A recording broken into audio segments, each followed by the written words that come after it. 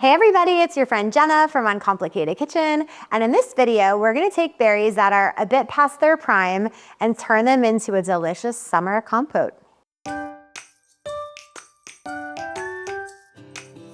So I've got strawberries that are quite bruised, and I've got blueberries that are a bit squishy. So we just need to cut these fruits into bite-sized pieces. And so what I'm gonna do is I'm just gonna go like this, and we're gonna put them right in our pan. Sad little strawberry. Cut off the ugly part. A single batch of this recipe only requires about 8 ounces of berries, which is just about a cup. But you can double or triple this as many times as you want and just keep the recipe ratios exactly the same. We're gonna add a 1/4 cup of sugar. And now we're gonna do the zest and juice of a lemon. So the zest is just the bright yellow stuff on the outside. That's where all those really, really delicious oils are. And so we're gonna add some of that for a bit of fun lemony goodness. And then we're gonna add the juice for that bright acidity. So we're gonna get as much juice out as we can.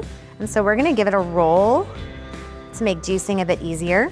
I'm just gonna squeeze this over this little strainer to catch any seeds that might come out.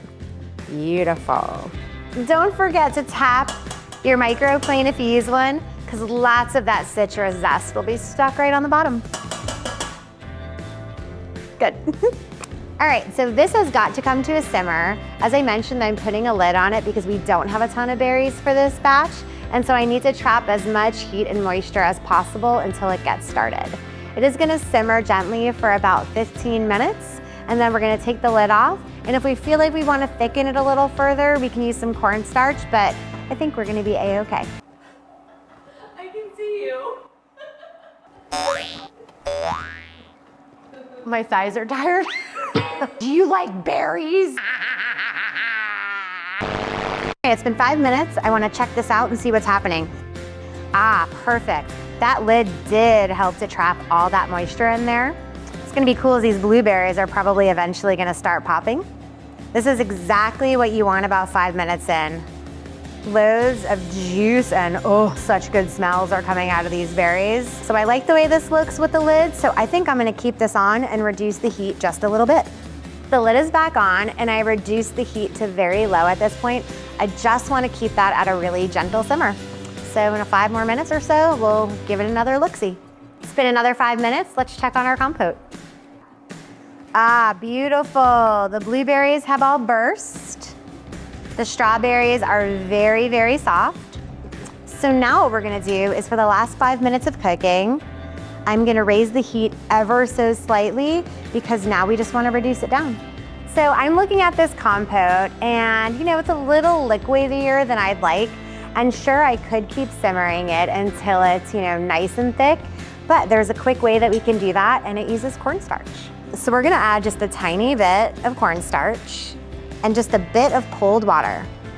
We're gonna mix this together until it forms a slurry.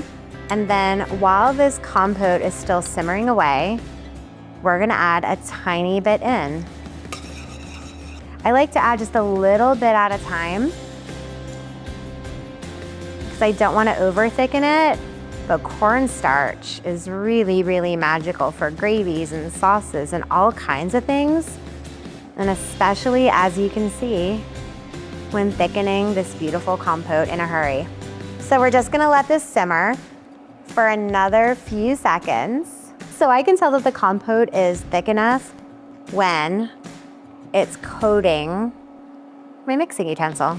Right, now, we're just gonna get it out into this jar. Again, this is a heat-proof jar. Well, everybody, you did it. 15 minutes took you from mushy berries to gorgeous compote. Put it on your toast, put it on your yogurt, put it on your pancakes. Whatever you do with it, enjoy.